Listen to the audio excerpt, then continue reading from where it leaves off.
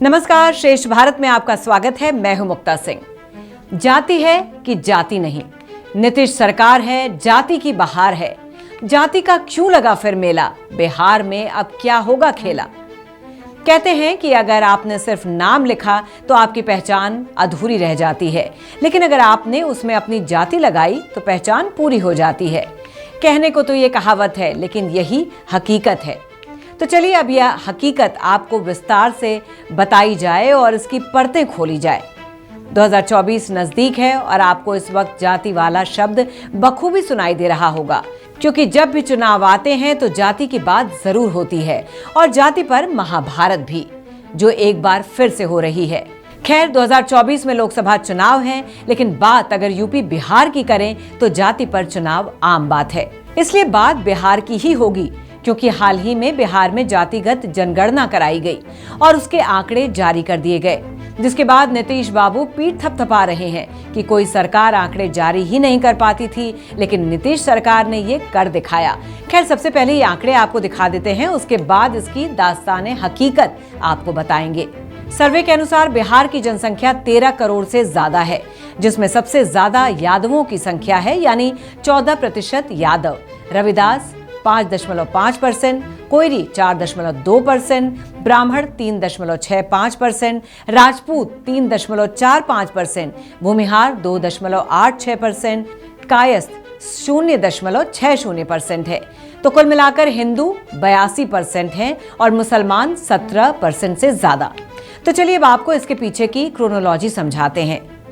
कभी आप बिहार जाइए तो आपको बिहार में बंगाली टोला, कुर्मी टोला, टोला सब मिल जाएगा। यानी 21वीं सदी में भी बिहार में ये सब है, और ये सब सिर्फ जाति आधारित वोट पाने के लिए, क्योंकि जनता समझदार होना नहीं चाहती और नेता जनता को समझदार होने देना नहीं चाहते।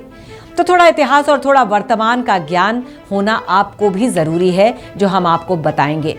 दरअसल आंकड़ों से पता चला कि अति पिछड़ी जाति के लोग कम संख्या में हैं, फिर भी बिहार का मुख्यमंत्री 1967 से अब तक वही रहा और उन्हीं में से एक हैं नीतीश कुमार भी।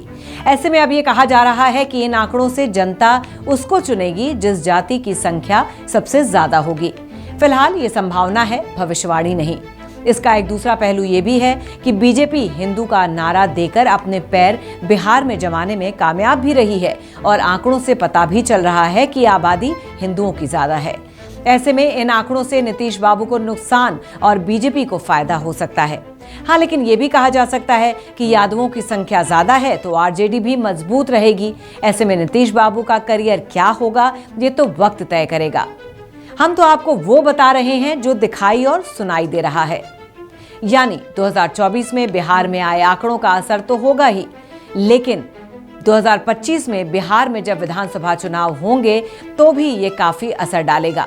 फिलहाल एक और पहलू भी आपको बता देते हैं, क्योंकि ये कहा जा रहा है कि ये जनगणना आरक्षण देने के लिए कराई गई है, लेकिन नीतीश बाबू की इन बातों पर रोहिणी आयोग भी पानी फेर सकता है, क्योंकि रोहिणी आयोग का गठन ही इसलिए हुआ था ताकि वो पता लगाए कि जातियों को आरक्षण आखिर मिल कितना रहा है।